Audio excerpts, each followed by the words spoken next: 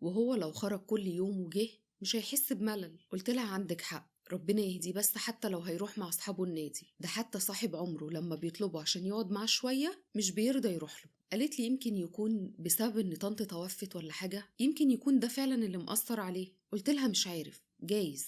المهم خلينا فينا احنا يا حبيبتي، انا هاخدك بكره ان شاء الله عشان نروح نشوف اوضه النوم الجديده بتاعتنا. ها ايه رايك؟ قالت لي انا واثقه في ذوقك يا حمزه. عايزني اجي ليه؟ ايه لازمتي بقى؟ قلت لها ايه اللي تيجي ليه؟ لازم تيجي يا ليلى عشان ده العفش بتاعك. طب يا حبيبتي افرضي ان في حاجه ما عجبتكيش، اعمل ايه انا بقى؟ قالت لي ما انا قلت لك بقى وانا واثقه في ذوقك. خلاص بقى يا حبيبي ما تحاولش، انا اصلا مش فاضيه.